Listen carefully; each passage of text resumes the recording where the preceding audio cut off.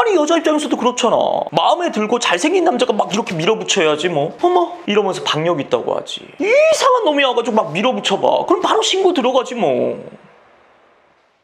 네, 여러분 반갑습니다. 인생을 살아가면서 마주하게 되는 수많은 연애의 문제들에 대해서 함께 풀어보는 마선생입니다. 오랜만에 구독자 사연을 가지고 영상을 제작해봤습니다. 이건 다른 여성 구독자분들께서도 이 머릿속에 그리고 가슴팍에 꼭 깊게 새겼으면 좋겠습니다. 오늘의 주제, 여자들이 오해할 수 있는 남자들의 호감 신호. 일단 오늘 소개할 사연은요, 소개팅하고 난 다음에 이 남자 여러 가지 행동들, 여러 가지 정황들, 이게 헷갈린다는 겁니다. 이 남자의 심리가 대체 뭔지. 뭐 메일로 사연을 저한테 보낼 정도면요, 진짜 딴에는 많이 답답하고 헷갈린다는 뜻이겠죠? 이런 여자분들이 은근 계십니다. 기껏 소개팅 잘 해놓고 분위기 좋게 잘 만들어 놓고, 아니면 소개팅이 아니더라도 썸남이랑 진도를 술술 잘 나가고 있는데 혼자 폰 잡고 끙끙거리고 있다가 갑자기 급발진하는 거지. 아니면 남자의 몇 가지 사인들을 혼자 이상한 쪽으로 확대 해석을 한다거나, 어디 아는 언니한테 어설프게 코치 받아가지고 막 헛발질 한다거나. 그래서 오늘은 차근차근 첨삭지도 들어갑니다. 실제 구독자 사연을 가지고 마치 빨간펜 선생님처럼 제가 하나하나 차근차근 문제풀이 해보겠다고. 꼭 소개팅 상황이 아니어도 상관없어요. 오늘 영상을 보다 보면 흔한 30대 남자 직장인들의 호감 신호, 비호감 신호, 이런 것들을 잘 파악할 수가 있으니까 끝까지 시청 바랍니다. 첫 번째, 돈을 안 아끼면 나한테 호감이 있는 거다, 진심인 거다. 일단 돈은 안 아끼지만 연락이 잘 안 되는 남자, 이런 제목으로 저한테 사연 메일이 왔습니다. 첫 만남부터 계속 밥도 사주고 커피도 사주고 차로 데리러 오고 데려다 주고, 결론부터 말하자면요, 이분의 상황 자체는 전반적인 맥락을 살펴봤을 때 남자분이 충분히 호감인 것 같아요. 근데 아주 가끔 이 남자들이 돈을 쓰고 시간을 쓰는 걸 너무 일차원적으로 받아들이는 분들이 계신 것 같아가지고 제가 한 말씀 드리도록 하겠습니다. 저 남자 커피가 바뀌는 거 보니까 나한테 호감이 없는 것 같아. 아싸, 집에 데려다 주는 거 보니까 100%다. 어? 근데 왜 애프터를 안 하지?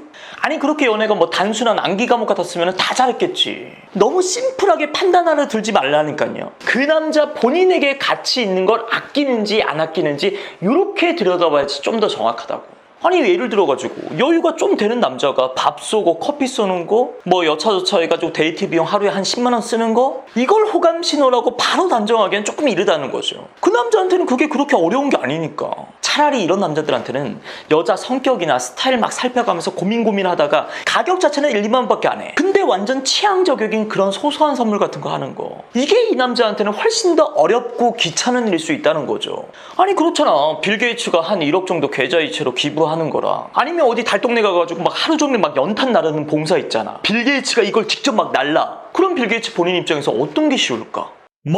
두 번째, 연락을 띄엄띄엄 한다. 이거 확실히 별론 거죠? 이것도 제발 암기 과목 마냥 빨리 노나 볼까? 노란색이네? 그럼 나트륨. 이런 식으로 단순하게 즉각적으로 반응하지 않았으면 좋겠어요. 자, 사연을 한번 봅시다. 1번, 선톡을 남자가 먼저 한다. 2번, 근데 답장은 또 서너 시간 간격으로 띄엄띄엄 온다. 3번, 자기 근황은 또 사진으로 보내. 4번, 애프터는 계속 잡는다. 자, 일단 여러 가지로 한번 봅시다. 선톡을 먼저 한다. 근데 답장은 느리다. 이건 제가 지난번 영상에서 말했던 것처럼 남자의 호감 표시 중에서 선톡보다 오히려 확실한 게 답장일 수 있다 라고 이야기를 했죠? 근데 이 남자는 제가 말했던 이론대로라면 완전 반대로 가고 있다, 그죠? 근데 내가 이 사연을 잘 읽어보니까 이 둘이 지금 소개팅을 통해서 만났고, 근데 그 후로 만남을 좀 이어오고 있는 상황이야. 딱 그 정도. 아직 사귀는 단계는 아니라는 거죠. 그래서 저는 이 남자의 마음 상태를 호감으로 결론을 내렸습니다. 왜냐면은 일단 애프터를 남자 쪽에서 주도적으로 계속 잡고 있고, 선톡도 늘 남자가 먼저 하고, 그리고 결정적으로 사진을 톡으로 보내고 있잖아. 연락하는 데 있어서 상당히 진심인 편이라는 거죠.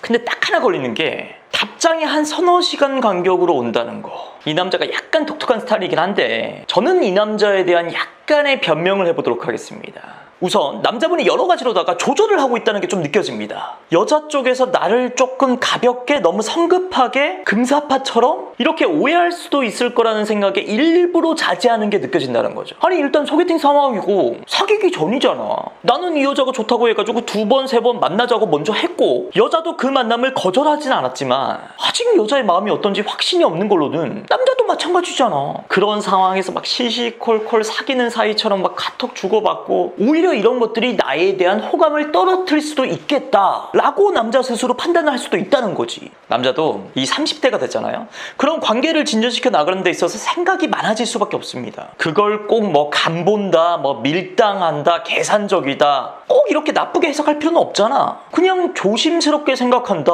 이렇게 그냥 담백하게 생각해도 되잖아. 뭐 20대 때야 뭐 낭만이다, 열정 그런 단어로 뭐 포장이 되기도 하겠지만 30대가 되면 뭐 사회생활도 해보고 이 관계에 대해서 학습이 된다고 20대 때처럼 그냥 열정 이러면서 일방적으로 밀어붙이는 게 마냥 좋은 게 아니라는 걸 알게 되는 거지. 아니 여자 입장에서도 그렇잖아.